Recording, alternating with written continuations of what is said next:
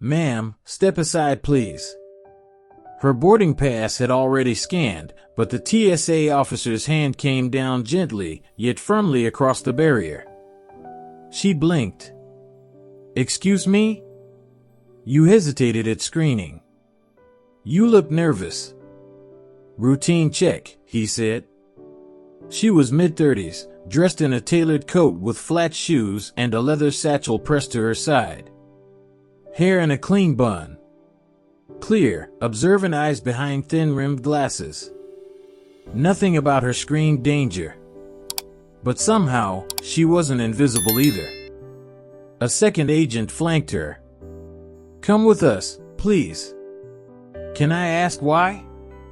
You'll be told in the screening room. They led her down a side hall, past a vending machine, through a gray door with no windows, into a cold, white-walled room. She sat where they pointed. No one read her rights. No one took her phone. No one called her by her name. One officer started writing. Where were you born? She answered. Where do you work? Consulting. What kind? Language analysis. He squinted.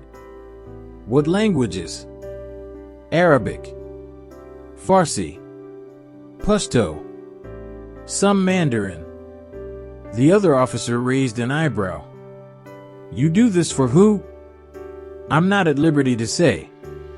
Oh, the second one muttered. Of course you're not. The satchel was opened and rifled through. Books, notebooks, one with dense handwritten notes and small sticky tabs in different languages. One agent smirked. So what do you do? Spy novels? I translate signals. And warn people. They stared at her. But not like a person. Like a puzzle. Or worse, like a threat. You've been to 5 countries in 3 months. Why? Work. You don't look like law enforcement. She said nothing. Her eyes just studied the wall behind them. Calm. Too calm. Outside, travelers moved toward gates. People ordered lattes and hugged loved ones goodbye. But in that sterile room, time slowed. And they never asked her name again. She had stopped watching the clock. Her wrists hadn't been cuffed. Not officially. But the silence felt like metal. One agent whispered, "Why is she not saying more?" "Because she's hiding something," the other said. She wasn't. She was calculating. Waiting. For what came next. Then, it happened. The outer door creaked open. Not slammed. Not rushed. Just deliberate. Like the storm had arrived, but politely. The man who walked in didn't wear a badge. Didn't wear a uniform. Just a jet black coat, collar still damp from the rain outside, and a face like steel softened by years of patience. He looked once at her. Then at them. No one moved. The room's air changed. Authority didn't have to be spoken, it was present, standing there in real time. "Where is your supervisor?" the man asked calmly. One officer turned pale. He's on the floor, but... The TSA supervisor entered, clearly summoned. He saw the man and stopped like someone had hit pause on his body. "Deputy Director Rahimi," he said, voice shaking. The agent nearest the table dropped his pen. Armin Rahimi stepped forward, setting a white, eagle-embossed ID folder on the table. The room fell still. The kind of stillness that makes your stomach knot. He turned to the woman. "Are you all right?" "Yes, Baba," she said softly, brushing dust from her coat. The second agent's eyes widened. "Baba," he echoed. "She's your..." "My daughter," Armin confirmed. He looked around. You detained a level 1 linguistic officer cleared by Homeland and Intelligence, without verifying identity, without cause, and without access to counsel. The room had no defense. Only stillness. She reclaimed her satchel, carefully closing her notebooks. You know, she said gently, you searched the symbols but never asked about the story. Rahimi didn't raise his voice. He didn't need to. You profiled an American patriot because she looked tired and spoke carefully. No one answered. She didn't need an apology. She stood, walked to the door beside her father, and paused only once.